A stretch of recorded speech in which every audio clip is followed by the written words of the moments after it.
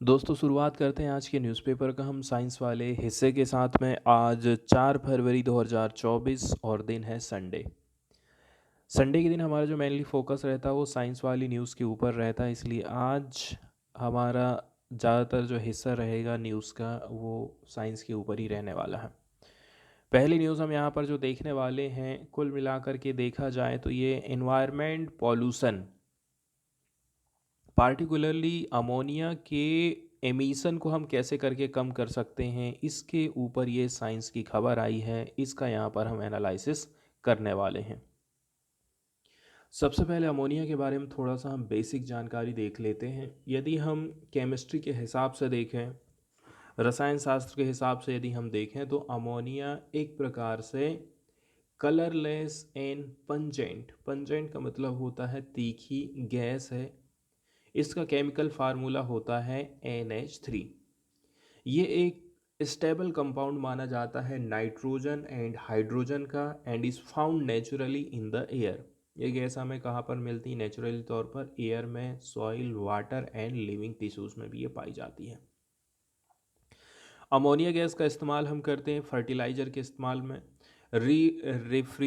Refrigerant के निर्माण में हम करते हैं, and in the manufacturing of other chemicals. इसके अलावा कुछ और भी केमिकल्स ऐसे हैं जिसमें हम अमोनिया का इस्तेमाल करते हैं।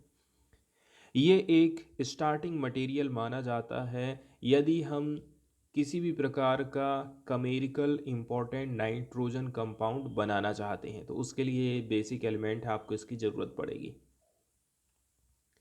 यदि ये काफ़ी कंसनट्रेटेड हो जाए, मतलब इसकी मात्रा यदि बढ़ती जाए तो अमोनिया डेंजरस हो जाती है, एंड काउस्टिक बोला जा रहा है इसको, मतलब डेंजरस भी है और हमारे लिए घातक भी है।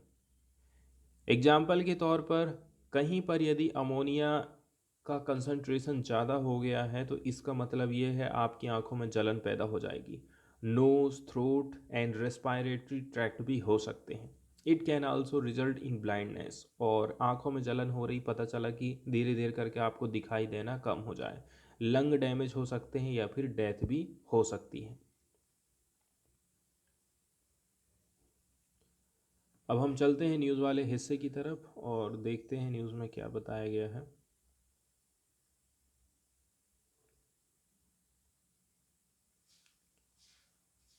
तो इस प्रकार से हम देख रहे हैं ना कि जो अमोनिया गैस का कंसंट्रेशन है यदि ज़्यादा हो जाता है तो वो हमारे लिए नुकसानदेह साबित होता है।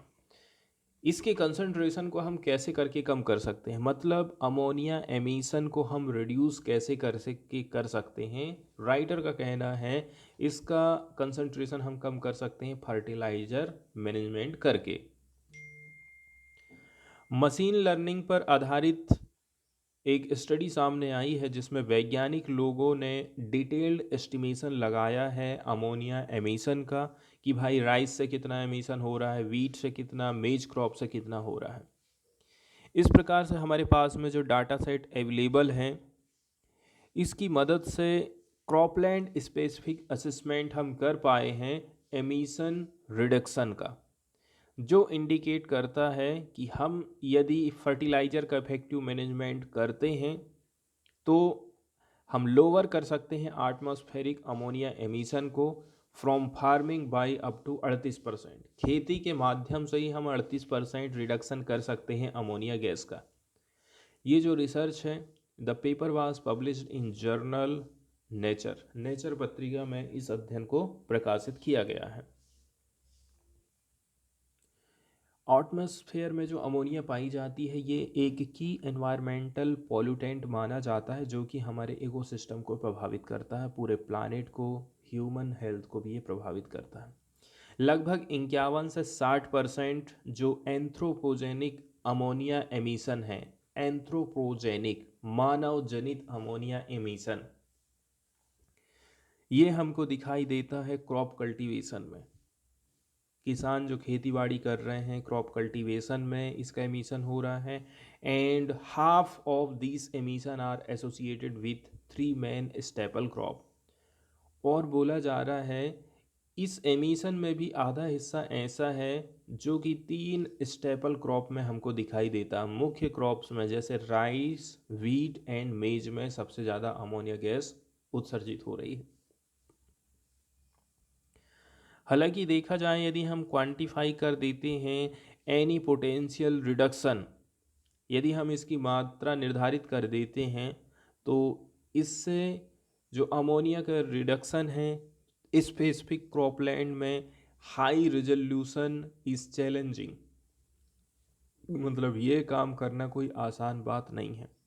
एंड ये डिपेंड करता है detail such as nitrogen input and local emission factor. ये किस बात पर निर्भर करेगा कि हमने कितना नाइट्रोजन इनपुट गेहूं में दिए हैं, चावल में दिए हैं, मक्का में दिए हैं। एंड लोकल एमिशन फैक्टर भी इसमें मायने रखता है।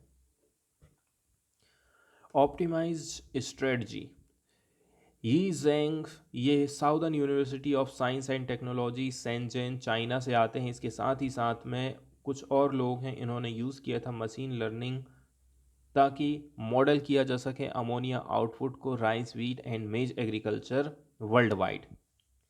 और इसके लिए बेस उन्होंने बनाया था climate, soil characteristic, crop type, irrigation, tillage, fertilizin practice. ये सारे फैक्टर को ध्यान में रखते हुए ये बताते हैं कि कितना अमोनिया का एमिशन हो सकता है।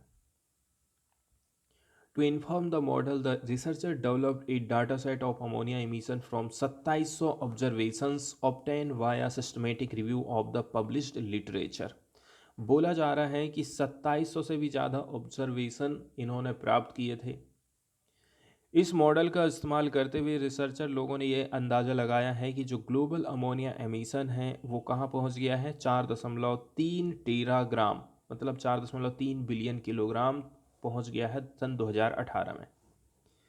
राइटर लोगों ने ये कैलकुलेट किया था कि यदि हम स्थानिक रूप से इसका ऑप्टिमाइजिंग फर्टिलाइज़र मैनेजमेंट का काम करें, जैसा कि इनके मॉडल में गाइड किया गया है, तो इससे 38% हम अमोनिया एमिशन को रोक सकते हैं 3 क्रॉप के माध्यम से। इसमें क्या स्ट्रेटजी इन्वॉल्व करी गई है? इसमें enhanced efficiency fertiliser deeper into the soil using conventional tillage practices during the growing season. तो इसमें बोला जा रहा है कि जो ऑप्टिमाइज स्ट्रेटजी रहेगी, इसमें इन्हेंस्ड एफिशिएंसी फर्टिलाइजर्स हम काफ़ी गहराई में डालेंगे सॉइल में एंड यूज़ करेंगे कन्वेंशनल टिलेज प्रैक्टिसेस का। टिलेज हम किसको बोलते हैं? जो हल चलाते हैं, जुताई करते हैं ना, उसको बोला जा रहा है यहाँ पर। वैज्ञानिक लोगों ने ये पता लगाया है कि जो under the fertiliser management scenario, rice crops could contribute 47% of total reduction potential. चावल से 47% अमोनिया गैस उत्सर्जन हम कम कर सकते हैं। 27% मेज है एंड 26% है गेहूँ। यदि हम किसी प्रकार की मैनेजमेंट स्ट्रेटजीज नहीं अपनाते हैं, तो ऑथर्स लोगों ने कैलकुलेट किया है कि जो अमोनिया एमिशन है ये बढ़ सकता है 4.6 से लेकर के 15% 21वीं शताब्दी तक, डिपेंडिंग ऑन द, आप ये कह सकते हैं कि हम कैसे इसका इस्तेमाल कर रहे हैं, क्या क्या इनपुट इस्तेमाल कर रहे हैं, उसके हिसाब से यदि देखा जाए तो 4.5 से 15.5% तक इसका एमिशन बढ़ सकता है। इसके बाद अगली जो न्यूज़ हम डिस्कस करने वाले हैं वो टाइफाइड की बीमारी से रिलेटेड है। तो सबसे पहले हम थोड़ा सा बेसिक जानकारी देखने वाले हैं टाइफाइड की बीमारी से रिलेटेड। टाइफाइड, ठीक है, आप टाइफाइड के अंतर्गत हेडेक जैसे लक्षण देखते हैं, ठीक है, इर्रेगुलर फीवर आता है, कोई निश्चित नहीं है कि कब बुखार आ जा रहा है, आपको थका थका महसूस लगता है, शरीर कमज़ोर लगता है, आपकी जो मसल्स हैं उनमें पेन होता है, लॉस ऑफ एपिटाइट, एनोरेक्सिया, साथ ही साथ में आपको वोमिटिंग जैसा लगता है and pain in the abdomen, पेट में दर्द चालू होता है। तो ये कुछ बेसिक लक्षण है टाइफाइड बीमारी के। अब टाइफाइड के बारे में थोड़ा सा हम यहाँ पर बेसिक जानकारी देखेंगे। तो कुल मिलाकर के देखा जाए ना, तो ये जो टाइफाइड की बीमारी होती है ये साल्मोनेला टाइफी बैक्टीरिया के चलते चलते होती है। डेवलप कंट्रीज़ में ये काफ़ी कम दिखाई देता है, लेकिन आपको जो डेवलपिंग कंट्रीज़ है, गरीब देश हैं, उनमें ये बीमारी ज़्यादा दिखाई देगी। It is still a serious health threat in the developing world, specially for children. Particularly ये बच्चों को ज़्यादा प्रभावित करती है। यदि बच्चे दूषित फूड खाते हैं, दूषित पानी यूज़ करते हैं, या फिर क्लोज कांटेक्ट आते हैं इन्फेक्टेड पर्सन के जिसको टाइफाइड फीवर है, तो ये बीमारी उनको फैल सकती है। इसके कुछ साइन एंड सिम्टम बताए गए हैं कि क्या क्या साइन मिल सकते हैं, क्या क्या सिम्टम हो सकते हैं। हाई फीवर आता है, हेडेक है, स्टमक पेन है, कॉन्स्टिपेशन और डायरिया जैसी कंडीशन भी पैदा हो जाती है, आपकी बॉडी में पानी की कमी, कब्ज। रीज़न क्या हो सकते हैं? जो टाइफाइड फीवर है ये डेंजरस बैक्टीरिया साल्मोनेला टाइफी के माध्यम से फैलता है। साल्मोनेला टाइफी एक मल्टी ऑर्गन पैथोजन है, characterise to inhabit in lymphatic tissue. ये कहाँ पर पाया जाता है? लिम्फेटिक टिश्यू में पाया जाता है। Small intestine, liver, spleen, bloodstream of infected human, यहाँ पर ये बैक्टीरिया पनप जाता है।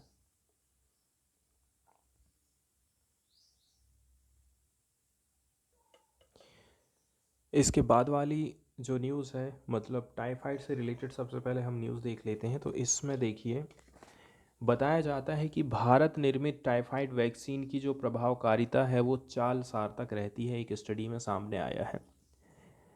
तो the efficacy of conjugated typhoid vaccine at the end of 4.3 years of median follow up was 70.6% for children aged 9 month से लेकर के 2 years. The efficacy was 79 in the children about 2 years.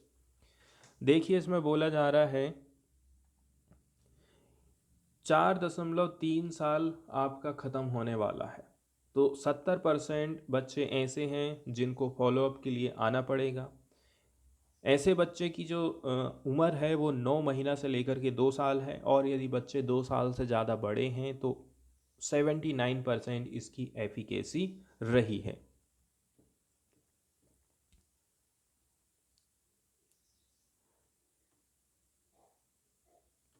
यहाँ से थोड़ा सा यहाँ पर डिटेल में बताया जाता है कि ये जो ट्रायल है वो कैरी आउट किया गया था मलावी, अफ्रीका, एक typhoid fever endemic setting in children aged 9 month से लेकर के 12।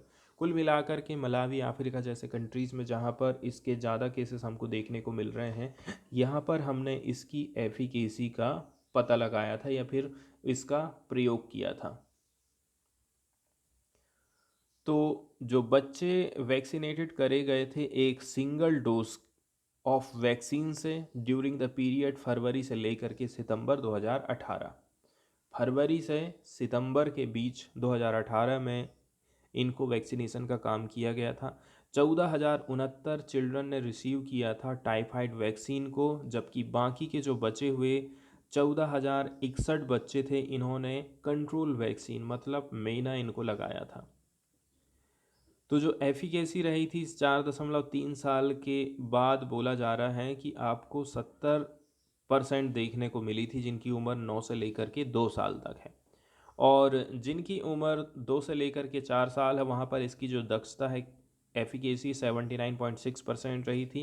एंड ये और भी ज़्यादा बढ़ कर के हो गई थी यदि बच्चे 5 से लेकर के 12 साल की उम्र के हैं। कुल मिलाकर के जो रिस्क रिडक्शन रहा था वो 6.1 टाइफाइड इन्फेक्शन पर 1,000 वैक्सीनेटेड चिल्ड्रन रहा है। यदि 1,000 बच्चों को ये वैक्सीन दी जाती है तो 6 बच्चे टाइफाइड से प्रभावित हो सकते हैं। The absolute risk reduction was 6.1 typhoid infection पर 1,000 वैक्सीनेटेड चिल्ड्रन। एंड बोला जा रहा है जो एस्टिमेटेड रिडक्शन है वैक्सीन एफिकेसी में टाइम ख़त्म होने के बाद वो केवल 1.3% था पर ईयर ओवर 4 ईयर। जो 4 ईयर से अधिक के हैं उनमें जो एस्टिमेटेड रिडक्शन है वो कितना रहा था? 1.3% रहा था।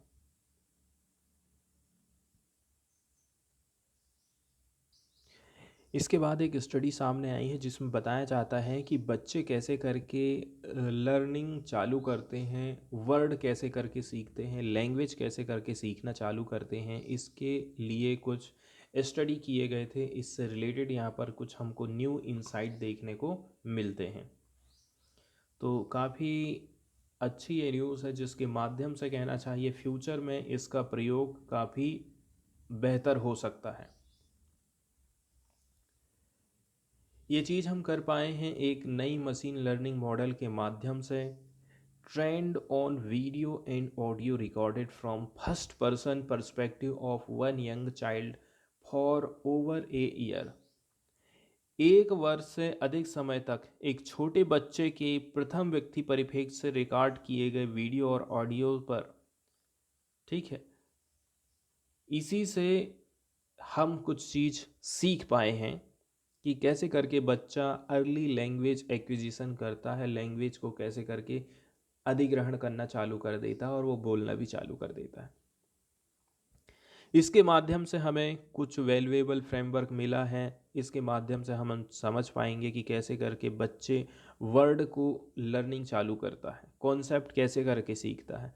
साथ ही साथ में ये काफ़ी क्रिटिकल हो जाएगा। इसके माध्यम से हम एआई सिस्टम डेवलप करेंगे जिससे लर्न किया जा सके लैंग्वेज को और भी ज़्यादा ह्यूमन लाइक वेस में, ताकि इससे जो लिखाई पढ़ाई है और भी ज़्यादा आसान हो सके। कुल मिलाकर के यहाँ पर आप पाएंगे कि बच्चा शब्द कैसे करके सीखता है शुरू शुरू में, इस चीज़ को और भी बेहतर तरीके से हम लोग अध्ययन कर पाएंगे। नेक्स्ट वाली जो न्यूज़ आई है ये हमारे इकोसिस्टम से रिलेटेड आई है। लार्ज जो ओवियोवोरस रहते हैं किस प्रकार से ये प्रभाव डालते हैं, इनके ऊपर एक अध्ययन किया गया है। Large herbivorous effects on ecosystem depend on size. इनका असर इकोसिस्टम के ऊपर कितना रहेगा ये इनके साइज के ऊपर डिपेंड करता है।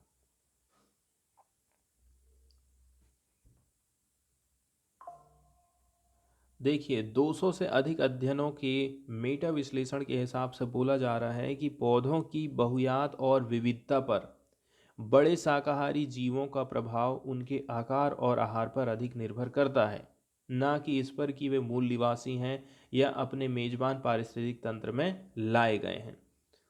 तो कुल मिलाकर के बोला जा रहा है कि भाई कहाँ पर पेड़ पौधे ज़्यादा हैं, कितनी वहाँ पर विविधता है, इनका सीधा सीधा जो बड़े बड़े जीव जंतु रहते हैं उनके जीवन पर सीधा सीधा प्रभाव पड़ता है। इस फाउंडिंग ने काउंटर कर दिया है widely held notion that impact of introduce megafauna are distinct and more harmful than those of native megafauna and suggest that trade based ecology provide better insight to mega herbivorous plant. कुल मिलाकर के कभी कभी क्या होता है, जैसे आपके एरिया में जो लोकल पेड़ पौधे उग रहे थे उसकी जगह यदि विदेश से कोई हम प्रजाति ला करके लगा देते हैं और वो एकदम तेज़ी से ग्रो करना चालू कर देती है, तो हमें ऐसा लगता है कि ये इकोसिस्टम को हमारे नुकसान पहुंचा सकती है।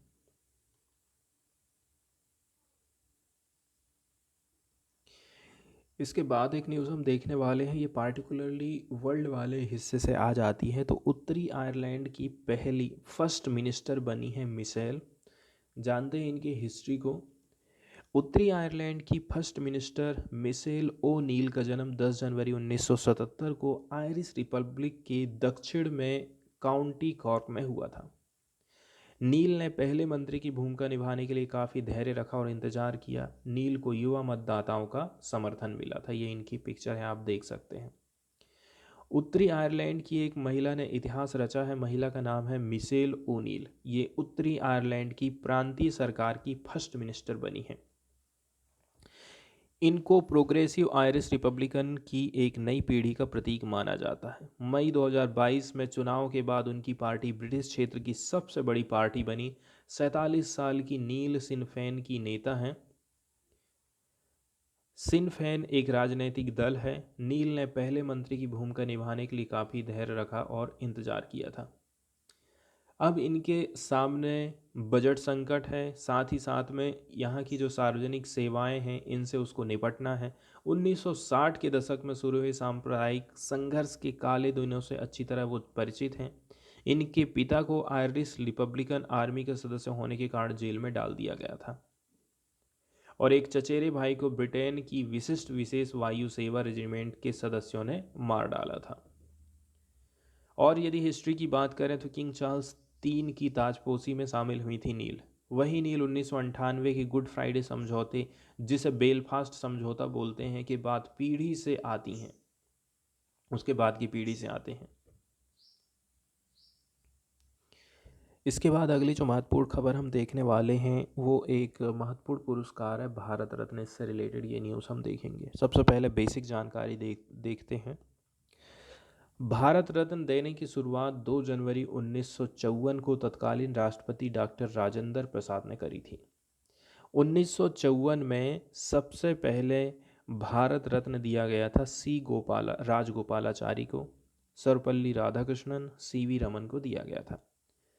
उस टाइम पीरियड में जीवित व्यक्ति को ही ये पुरस्कार दिया जाता था, मरणोपरांत ये पुरस्कार नहीं दिया जाता था।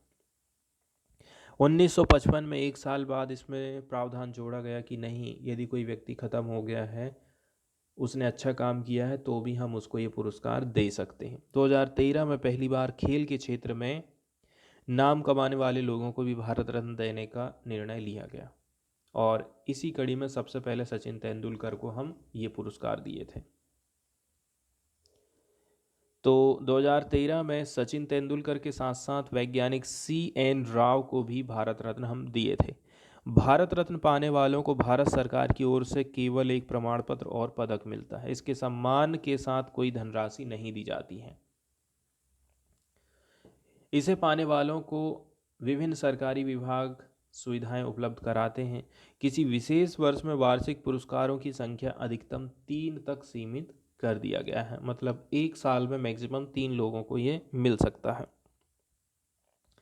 प्रधानमंत्री सिफारिश करते हैं राष्ट्रपति से, बोलते हैं कि आप इनको दे दो। इसके लिए कोई औपचारिक सिफारिश जरूरी नहीं है। एंड बोला जाता है कि भारत रत्न पाने वालों को महत्वपूर्ण सरकारी कार्यक्रमों में आमंत्रित किया जाता है। सरकार वारंट ऑफ प्रेसिडेंट में उन्हें जगह देती है। वारंट ऑफ प्रेसिडेंट का इस्तेमाल सरकारी कार्यक्रमों में वरीयता देने के लिए होता है। भारत रत्न विजेताओं को प्रोटोकॉल में राष्ट्रपति, उपराष्ट्रपति, प्रधानमंत्री, राज्यपाल, पूर्व राष्ट्रपति, उप प्रधानमंत्री, मुख्य न्यायाधीश, लोकसभा अध्यक्ष, कैबिनेट मंत्री, मुख्यमंत्री, पूर्व प्रधानमंत्री और संसद के दोनों सदनों में विपक्ष के नेता के बाद स्थान मिलता है। हम न्यूज़ की तरफ चलते हैं। तो जो फॉर्मर डिप्टी प्राइम मिनिस्टर हैं LK आडवाणी, ठीक है, जो कि रथ यात्रा के लिए फेमस हैं, जिन्होंने अयोध्या राम टेम्पल की आंदोलन की जन्मभूमि रखी थी और ये BJP से बिलोंग करते हैं। इसलिए सरकार सोच रही है कि आज यदि हम राम मंदिर बना पाए हैं तो शायद इनका कोई ना कोई योगदान रहा है, इसके लिए हम इनको भारत रत्न देते हैं, जो कि इंडिया का सबसे बड़ा सिविलियन ऑनर अवार्ड माना जाता है।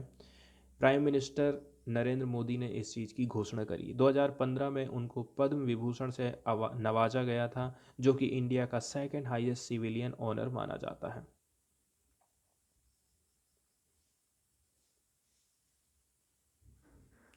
ये जो अनाउंसमेंट ऐसे टाइम पीरियड में आया है जबकि सोशलिस्ट लीडर कर्पूरी ठाकुर को भारत रत्न दिया गया था, प्रोवाइड किया गया था, घोषणा करी गई थी कि हम इनको भारत रत्न देंगे। इसके जस्ट 10 दिन बाद ही आ गया है। इन्होंने कंप्लीट किया था completing the circle from the politics of 1990s which were dominated by the social justice and Ram temple movement. उस समय में भी इनका काफ़ी कहना चाहिए वर्चस्व हुआ करता था राम टेम्पल मूवमेंट से रिलेटेड।